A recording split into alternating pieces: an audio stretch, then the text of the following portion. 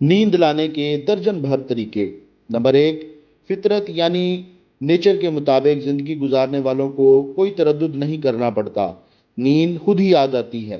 Number 2، انسانی جسم کام اور بھاگ دوڑ کے لیے بنایا گیا ہے، محنت مزدوری کرنے والے آج بھی گہری نیند سوتے ہیں۔ اگر آپ کے حصے میں جسمانی مشقت نہیں بلکہ دفتری کام آیا ہے تو صبح شام آدھا آدھا گھنٹہ ورزش کریں، نیند خود ہی آ جائے گی۔ اگر آپ باغات اور پارکوں سے دور رہتے ہیں تو انڈور ورزش کی عادت اپنائیں۔ نمبر 3، آپ 5 وقت کی نماز پڑھیں، اس سے جسمانی روحانی دونوں سکون حاصل ہوں گے اور نیند بر وقت آئے گی۔ نمبر 4، سونے جاگنے کے اوقات مقرر کریں، اگر دیر تک سوئیں گے تو اگلے روز نیند نہیں آئے گی۔ نمبر 5، سونے کا ماحول پیدا کریں، ٹی وی بند کریں، موبائل کو خود سے دور کریں، نرم بسترا اور مدھم لائٹ خود بخود نیند کو دعوت دیتے ہیں۔ نمبر 6، اگر موسیقی سننے کے عادی ہیں تو ہلکی آواز میں سریلی دھنیں لگائیں۔ نمبر 7، بستر پر لیٹتے ہی قدرتی مناظر، ساحل، سمندر، خوبصورت وادیاں، جنگل، پہاڑ کا تصور کریں۔ نمبر 8، مذہب سے پیار کرنے والے ذکر اذکار کا ورد کرنا شروع کریں۔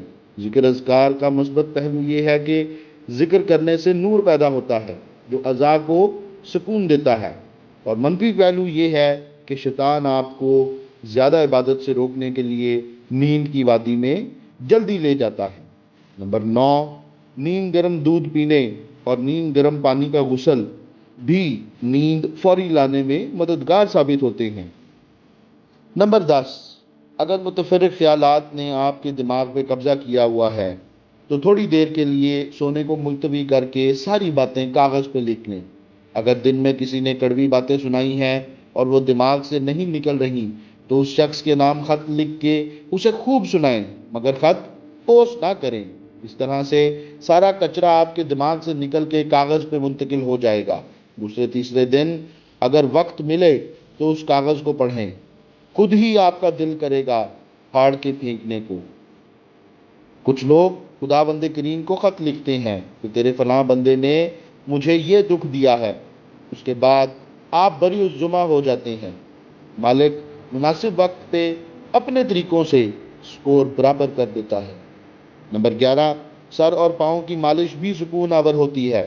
اگر مالش کرنے یا کروانے کا وقت نہ ہو تو لیٹ کے 100 بار دونوں پاؤں کو تیزی سے آگے پیچھے کرنے کی ورزش کریں، اس سے بدن کا سارا خون ٹانگوں اور پاؤں کی طرف چلا جائے گا اور سر میں خون بہت کم رہ جائے گا اور دماغ کے لیے سونا آسان ہو جائے گا۔ نمبر 12، اگر چھوٹے موٹے خیالات دماغ سے نہیں نکل رہے تو آنکھوں کی پتلیوں کو 360 درجے کے زاویے پہ گول گول گھمائیں۔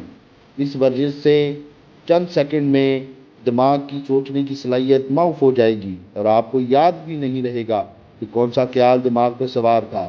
سوچنے کے لیے آنکھوں کا ساکن ہونا ضروری ہے۔ سوچوں کا تسلسل رکتے ہی دماغ نیند کی وادی میں چلا جائے گا۔